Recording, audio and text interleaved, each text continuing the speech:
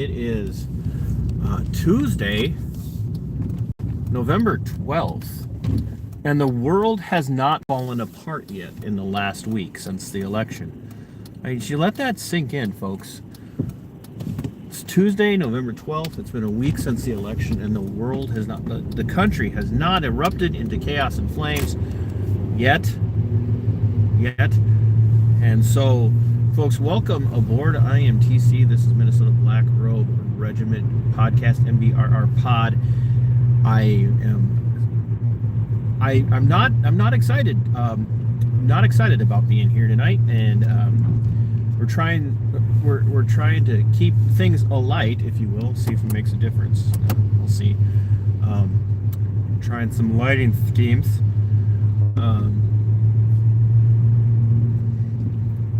Yeah, I'm not real happy about being here, but before I go too much further, I want to thank my anonymous show producer who's gifted the channel in a really cool way, and I also want to thank the Angry Vet, Tav, the Angry Vet here on YouTube, for being a show producer as well, for all of the stuff that he has done, and can't even begin to tell you how he has blessed the channel. Make sure you guys share everybody's links, but definitely post up Tav's links.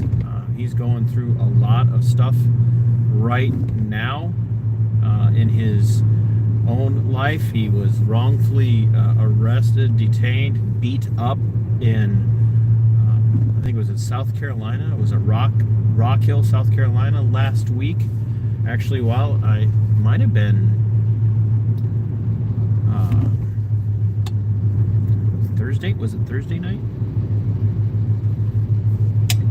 But I've been chatting with him, messaging. We texted back and forth. He appears to be doing very well.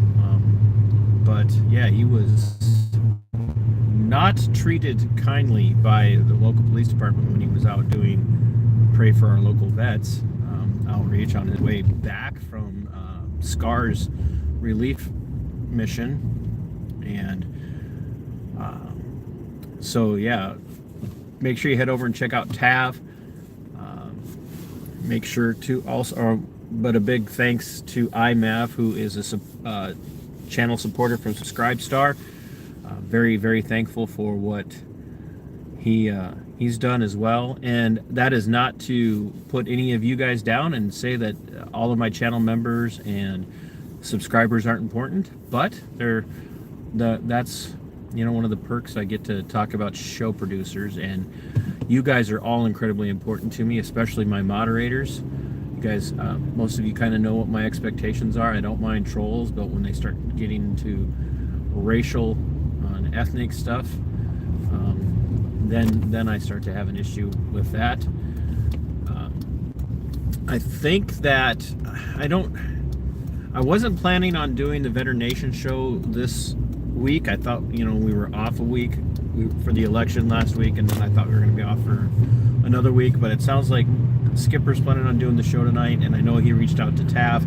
So if you guys haven't checked out Veteran Nation, please do go over there and check that channel out and subscribe there if you haven't. Skipper does great work with the Veteran Nation Foundation, and I am glad and thankful that he brought me on board as his co-host for our regular shows. But Skipper does a ton of other stuff just like I do, so make sure you head over there and check that out. So what are we going to talk about tonight? So I've got this source over in Kaneohe County who has now connected me to another individual who has been run through the ringer by Wilmer, Minnesota Police in Kaneohe County. This individual's story is, if everything that they're telling me is verifiable and legitimate, and you guys know I don't run with stories until I can actually get some objective grounding about the reality of their stories. I have to say that if what they're telling me is true, which I have no reason to believe it's not because of the former officer that was involved, it should be it should be career ending for really the entire Wilmer Police Department. So I'm working on digging into that. I'm also digging more into Pam's story, and we're also digging into other things in Wabasha County that are just, the floodgates are open, man. I'm telling you, it is no doubt probably, of all the corruption I've dealt with as far as counties and agencies and cities, Wabasha County appears to have some of the worst stuff going on right now, and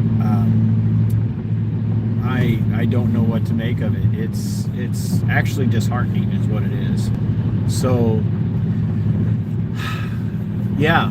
Oh, and by the way, Spike Cohen's coming on I recorded my show with him on Saturday, and we're dropping that episode on Thursday at 7:30 p.m. So you guys are going to love that conversation with Spike. If you don't know who Spike is, you will by the time this is done. So hit the like button, share button while we're talking, folks, and let's get rolling. So my source over in Kenneohai County, who got ran through the ringer himself, wrongfully accused, wrongfully charged, wrongfully convicted, imprisoned, had his life destroyed, literally driven into bankruptcy over these false allegations and nepotism through Kenneohai County and the sheriff's office there, is just keeps feeding me information, which I'm very thankful for, because I have one researcher that kind of is not employed by me full-time because I just can't afford to pay anybody, but they pretty much have a full-time job digging into things. And so now I have this other source in Kenneohai County, and he was losing his mind yesterday. He sent me information, and I'm thinking to myself, well, what the hell's going on? So I start to take a look, and he sends me a court document about Chris Flatton, the now discredited deputy there in Kenneohai. And lo and behold, well, you know what? Let's talk about it this way. Many of you know, if you haven't been able to watch yet, the channel moderators will find everything related to Kenneohai and Chris Flatton in my content stream, and they'll start putting links up. But back in July, Christopher Flatton got a DUI, or wrecked a squad. He wrecked a Kenneohai County squad car in a like spectacular way, folks. If we could have it on television, in a movie, something like that, the way he wrecked this car would be a monumental stunt to pull off. And the fact that he survived is absolutely amazing. Now, in digging into that, I found out that he had beaten the brakes off of one Mr. Derek Gilbert. In the video that I did last week, we talked about that case, that civil suit being settled and now dismissed. So basically it's sealed. Our understanding so far is we're not going to be able to get any dirt, if you will, any information on what the settlement was. And so I'm thinking to myself, gosh, TC, this story must be dead. Christopher Flatton must be going away, never to resurface. My source has dug into it, can't find his name on the post-board certification rosters anywhere. Maybe they've yanked his license. Maybe he's done in law enforcement in the state of Minnesota. He's on probation, not going to do any actual jail time. His sentence has been suspended as long as he remains law-abiding, and on and on and on. You guys know these things. But I'm thinking, okay, we're done with this sleazeball, right? He's literally a disgrace to Kenneohai County and his former employer, Wilmer PD. And you'd say, well, what could possibly happen? Well, we have a source telling us, and we haven't verified this yet because it appears to be hidden, but we have a source that has told us that Chris Flatton, while he was working for the Wilmer PD, did get himself arrested and charged with DUI before he went to work for the sheriff's office and kept his job. Now, folks, I'm not here to tell you that getting a DUI should automatically result in your termination from your job. I don't necessarily believe that when it comes to your average, reasonable citizen walking down the street or driving down the street. If you get a DUI, I don't think your employer should terminate you. However, many jobs will terminate you depending on what your work is. And my view on cops getting DUIs, especially patrol officers or cops who have as their business, their career, driving vehicles and pulling people over for the same thing. Exactly. Oh, Jessica, Forest Mommy's here. Hello, everybody. Forest Mommy. She is one of my heroes. Absolutely adore this woman. She is. If you guys don't know who Forest Mommy is, find her on Twix, Twitter, X, whatever you want to call it, and check out her YouTube channel. She is an amazing soul. Just absolutely adore her. But I do believe that a cop whose responsibility is to enforce the laws, who gets a DUI while they're employed in law enforcement, that their career should be over for at least a period of time, no less than 2 to 5 years. I absolutely believe that, because I think they should be held to a standard that's exponentially higher because of the work that they do. And you don't have to agree with me, but that doesn't make me wrong. That just makes you wrong and opinionated. I said what I said.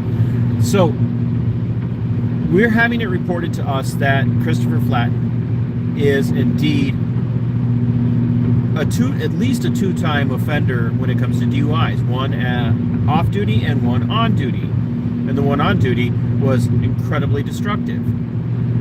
And that it was the off-duty one from years ago was covered up. Now,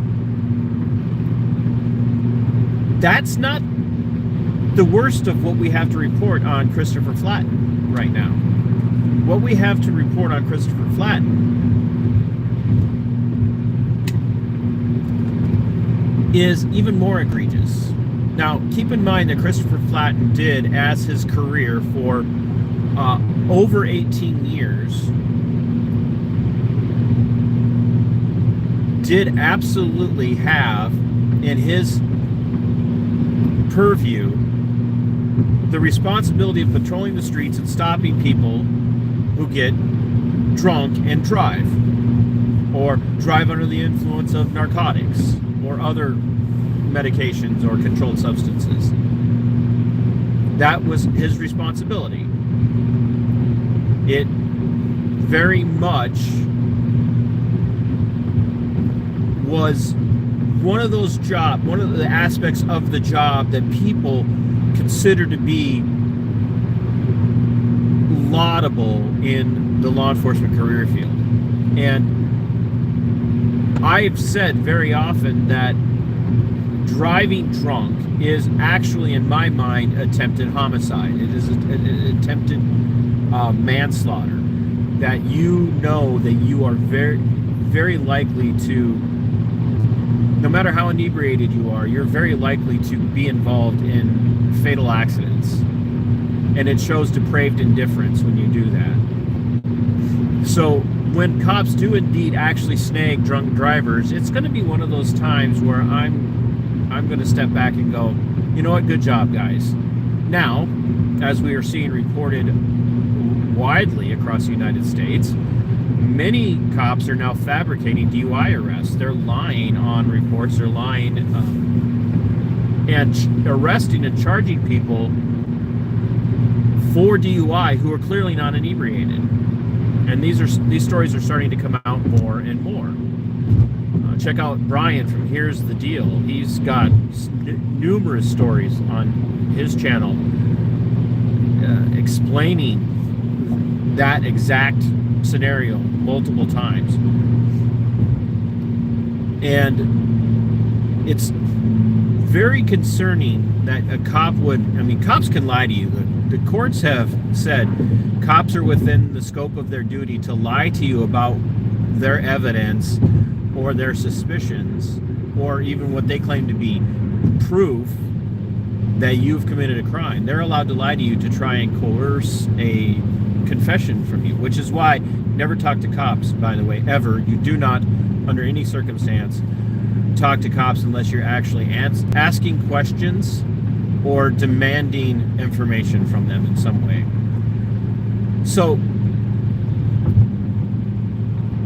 I say all of that to point out the fact that in the state of Minnesota, it is an implied consent state. In other words, when the state of Minnesota sees fit to give you a driver's license, you agree to submit to not field sobriety tests. By the way, field sobriety tests are not mandatory in most states. You do not have to do the walk and turn or the step and turn. You don't have to do the touch your nose and stand on one leg and bark like a dog backwards and communicate with cats with your mind stuff. Most states do not require that. But most states, especially states that are implied consent states, you are required to submit to either an intoxilizer or voluntarily give your blood. And if you refuse to give blood, then they can get a warrant to draw your blood. And that's just part and parcel of having a driver's license in most states. Now, that being said, every cop is aware of implied consent. I keep trying to combine them. But every cop who has ever worked, at least in the state of Minnesota, is fully versed in implied consent. Every single one of them. And the more DUIs that they arrest people for, the more they're aware of those things. That knowledge doesn't just escape them. That stays in their mind. They know how implied consent works. Now here's the kicker. Deputy Flatton wrecks his squad car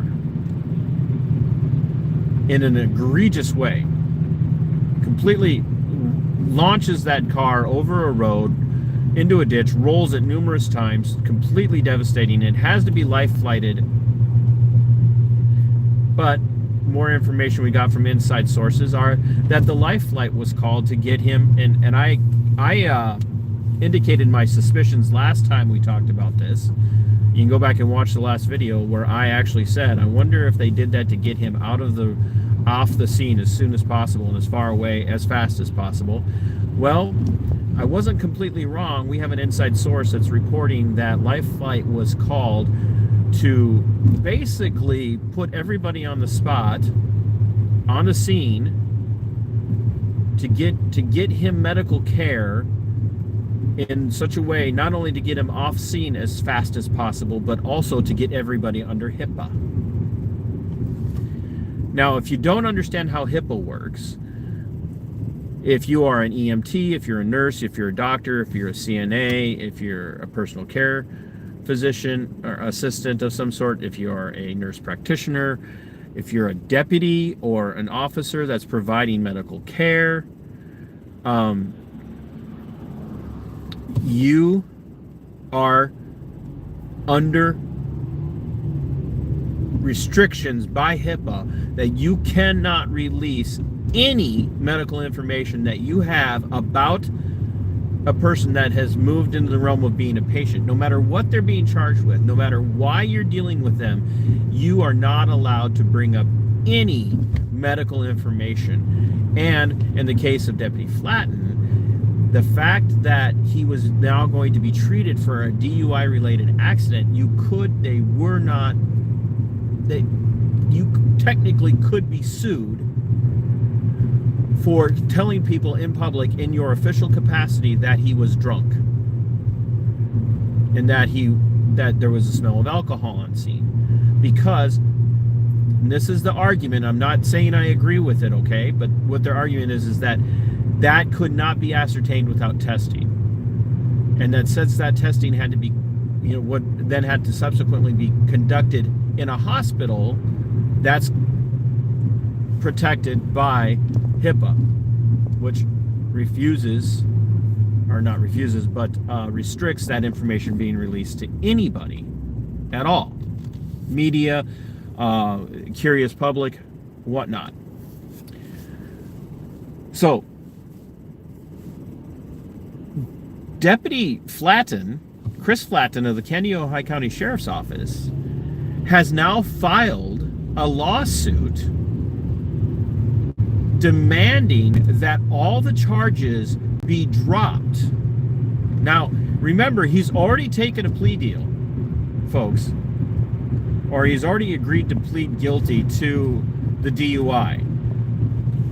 Here's the kicker. They also were going to charge him with, you ready for it?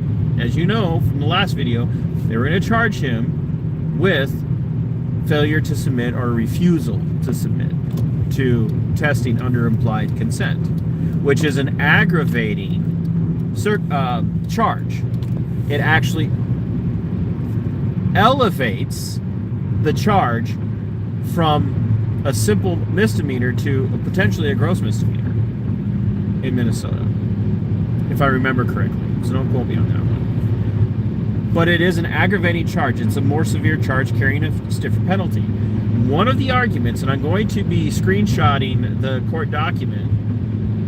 I wish I could share while I was doing this, but I can't figure out how to do it. So one of the court documents, what it says is that Flatton asserts that it's unconstitutional for him to be punished for something he's not obligated to do. And that implied consent is applying a penalty to him for a crime that he cannot be charged with. Moreover, he's suing to have all the charges dropped because he didn't have anybody properly advise him of implied consent. Folks, let that sink in. You have a now former cop in the state of Minnesota who was a cop for over 18 years, who we know for a fact, and we're trying to find out if we can get actual records of the number of people that he pulled over for DUI throughout the course of his life, how many people he charged throughout the course of his career in Wilmer and in Kennesaw County. We are working to find out how many people he stopped for suspicion of DUI, arrested and charged, and got them adjudicated guilty. If it's even so much as one in his career, then he's asserting that what he was charged with was basically unconstitutional. Therefore, it's unconstitutional for everybody he's ever charged with it. And think about that. And just about every cop will tell you that that they've had at least a handful of people who have refused to comply with testing. If you're in the career field in Minnesota long enough, you're going to arrest any number of people for DUI, and you're going to get at least a handful, even 5% of the people are going to refuse to comply. Because what do we know about people who get drunk? They don't make good decisions especially if they're driving and drinking. We know they don't make good decisions. So there's no way that I believe that Christopher Flatton in his entire career never had anybody refuse to test and that he never charged them with it. But here he is arguing, and he's entitled to whatever defense he wants to make. He's entitled to try whatever gimmick he wants to try. But folks, this is the level of entitlement that the law enforcement career field offers itself. That you You can go up and you can have an argument with somebody on the side of the road. You can have an argument with somebody standing on a sidewalk filming you. You can have an argument with somebody who's trying to hold you accountable, or arguing with you over in a traffic stop about whether or not they can search your car, or whether or not you have to comply with the investigation. And folks, just I'll tell you, things like seatbelt laws and all of that stuff, I don't think they're enforceable. Do I wear my seatbelt? Yes, absolutely, I wear my seatbelt. Why? Because I don't want to give cops in my neck of the woods reasons to pull me over. Like, I think we all know how that would end. Give me, you guys know the content that I put out. You know what I used to do for a living.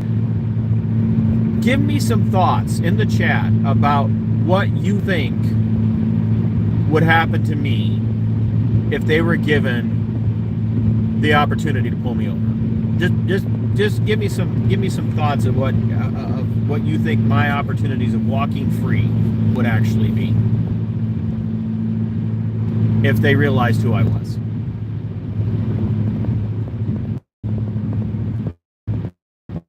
This is a level of entitlement that cops have in the career field, that after the fact, after years and years and years of enforcing the laws that they have now, in case of Flatten, been found guilty of violating, now wants to get it all tossed out because he's claiming that he didn't have the right counsel and that he didn't understand implied consent. Folks, that's absolutely asinine. It blows my mind that any attorney would actually even file that case on his behalf. I guess if you got the money, you could pretty much talk any attorney into anything. But what we're going to be waiting for now is we're going to wait to see how the judge responds to this. And if the judge allows this case to move forward, if the judge can say, former cop or cop for 18 years or not, he has some legitimate points.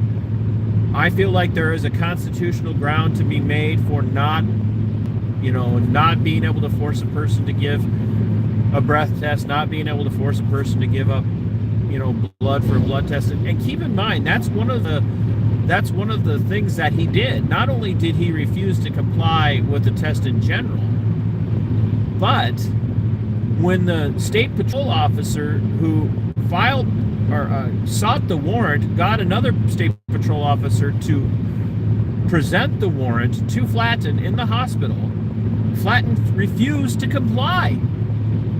He refused to comply with the warrant. Folks,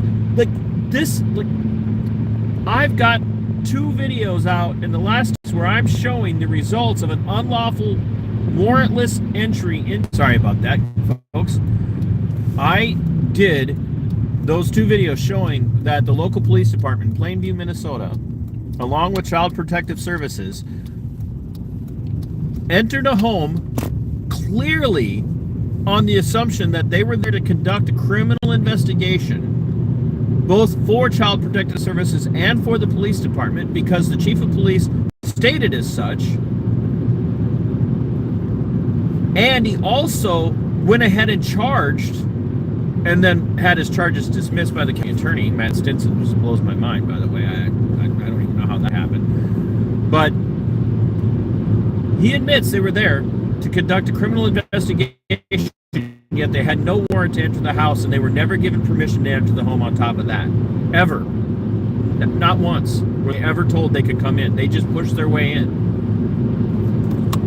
So cops understand that when a judge signs off on a warrant, they can do whatever they need to do to execute that warrant. So you have State Patrol see the scene of the accident, smell the strong odor of alcohol on the scene, gets a warrant from a judge, swears on an affidavit, gets a lawful warrant from the judge. That warrant is presented, and State Patrol just marks it down as he refused to comply. And now he's saying,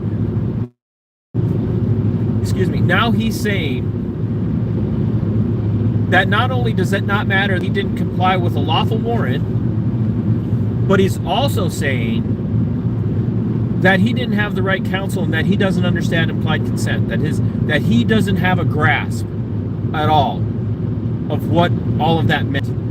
And folks, the next time you hear a cop go, "Oh, you think you know the law better than me?" I dare say that you look at them and go, "Well, based on what I'm seeing from so many cops around the country right now, yes, I do believe that I probably do know the laws better than you." Like, this is not just something that happens in Kaneohe County. This isn't just something that happens in Wilmer, Minnesota, folks. This is the kind of garbage that's happening in every single agency across the United States. Every single agency. Time after time after time after time after time. If they're not breaking the laws and getting a slap on the wrist and keeping their jobs, then they're covering up for somebody who's violating your rights. That's all there is to it. Yesterday was the 1-year anniversary of my first sit-down interview with Chase Johnston, and many of you know Chase's story from having followed it here on my channel. Chase Johnston did catch a deputy of Olmsted County. Chat logs and everything exist proving that this deputy was trying to meet underage girls for intimate activity in exchange for alcohol. Reaches out to me, says, "What do I do with this, TC?" And I say, "You need to turn that over to the Rochester Police Department immediately. Do not monkey with this on your own. Take it straight to the Rochester Police Department." And they did nothing with it other than to tell the sheriff about it. And Chief Franklin of the Rochester Police Department has stated publicly that he did advise Sheriff Kevin Torgerson and his staff about Deputy Matt Adamson being caught attempting to meet for sex in exchange for alcohol with a underage girl. And for a year and a half, Sheriff Kevin Torgerson did nothing about it. Nothing. Not a thing until Adamson was caught in an accidental sting a year and a half later. Folks, these people cover for each other. And I don't know if nobody's chatting, but it looks like something's wrong with my chat. So if you guys are asking me questions, I apologize.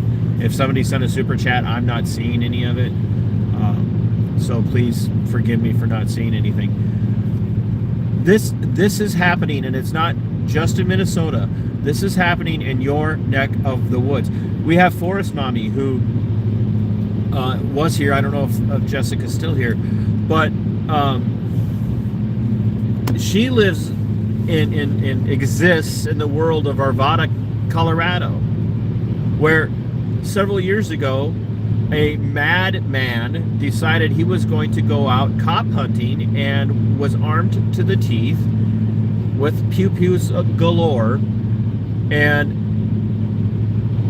was out hunting cops. And he took one down. And John, a citizen, an everyday civilian on the street, just cops are civilians too, but an everyday person on the street with a firearm at his side, intercepted this man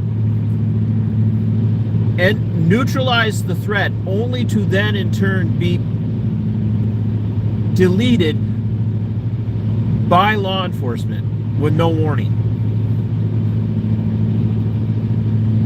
And they were allowed to get away with it. No repercussions. No criminal charges, no nothing. They were, and then on top of that, their qualified immunity was left intact.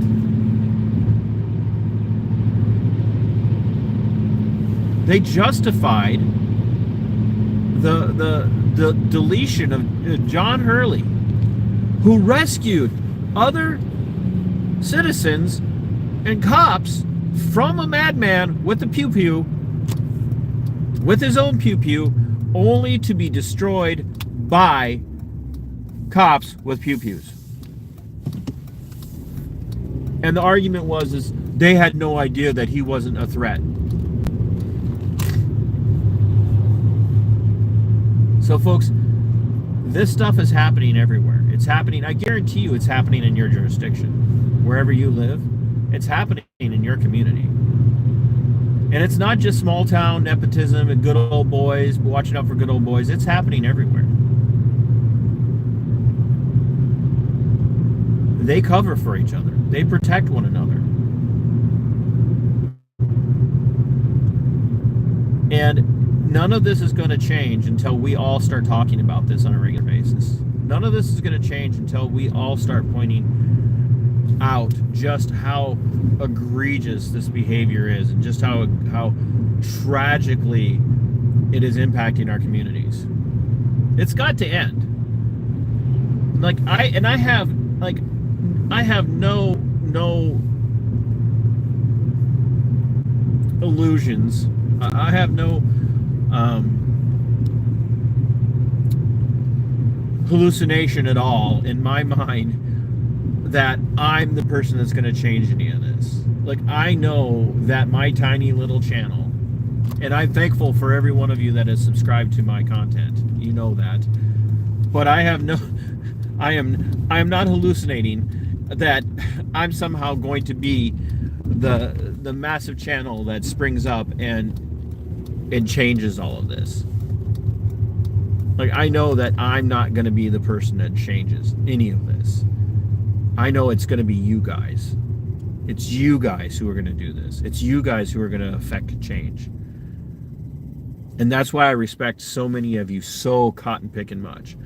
Because I know that you're doing your part in your community to make the changes that need to be made. But we have to take it another step. We can't just be affecting the change in our own communities. We have to start talking to people about these things, even when it's uncomfortable. We absolutely have to start talking about this.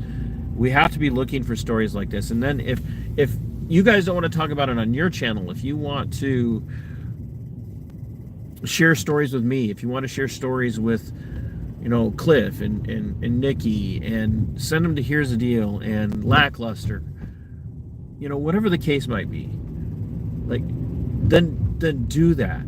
Absolutely, please do that. But start digging. Start going to city council meetings. Start going to county commissioner meetings. Start paying attention to who your sheriff is. Start paying attention to who your county attorney is. It's not enough for us to just talk about these things. We have to start actually digging and telling these stories of injustice, even if it's just word of mouth across the backyard fence. Because that's far more important than the number of people who view my content. I'll tell you that right now. You guys talking about these things across your backyard fence with your neighbor, as you're standing outside smoking your whatever, or having your morning coffee or your beer on the front porch. You guys are far more important than I am in that regard, because you can reach far more people that way than I can with my channel. Because when they talk to each other, or when you talk to another person, they're going to go talk to somebody else, and even if it's like, did you hear what, I'm going to throw Jugalassus under the, did you hear Jugs, man? This dude's a freaking crackpot, but did you hear the story that he told me? Like, let me tell you. That makes people ask questions. And I'm good with that. I love that. And that's all that matters to me, is that we keep talking about this stuff, so that guys like Christopher Flatten and the corruption under Sheriff Eric Tollefson in Kaneohe County gets exposed. That we get rid of people like that. That we get another, Chief Felt to retire early, even if he keep all his goddamn benefits. So yeah, and so to that end, I'm gonna, ask you guys to take part in my city council meeting with me tomorrow. I'm going to the city council meeting tomorrow, and I am going to address the fact that they tried to throw me out and keep me from voting for having my camera on me. I'm going to ask that the gal who got in my face initially and lost her cool and was unprofessional, I'm going to ask that she be barred forever from ever taking part in another election judge process in Spring Valley, Minnesota. I put in data requests for the call logs and the recordings of the 911 or the call that was placed to law enforcement to have me removed. I'm going to be talking about that tomorrow at City Council. But it's also going to be a really interesting meeting for you guys because there's a lot of people showing up that are really fired up about some stuff. And I have it on good authority that my adult daughter might be one of the people speaking. So you guys will get to see that it can be generational. And so I would really encourage you guys to tune in tomorrow night. That'll be at 6 p.m. my time, so I'll probably start the stream 5-10 minutes early. Do a little preemptive talking beforehand, as you guys know I like to do. And please help me share this around. Let's make this one, let's just keep the story about Christopher Flatten going. He's a gift that keeps on giving. Kenny Ohai keeps on giving. Wilmer keeps on giving. Like I said, I'm working on another story there. I'm working on more stuff with Pam. I got another person with another CPS case that's reached out to me, my researcher. She's my greyhound. She loves to chase rabbits. She's digging into that for me, for the channel. And that's why your guys' support is so important. So if you can support, if you can join as a channel member, I would love it. If you can go to Subscribestar, type in Minnesota Black Robe Regiment if you prefer to go that route.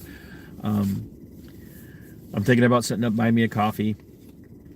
If there's anything you can do to support, please help me, because I do want to get to the point where I can start at least giving a gift or something to the people that help me so much. I can't do what I do without you guys, and I can't do it alone. I just don't have the time to do the research, to be honest with you. It's like all the information that's coming at me these days, I just cannot do it all on my own. And so that's, you guys are the ones that make it possible for me to continue doing what I do.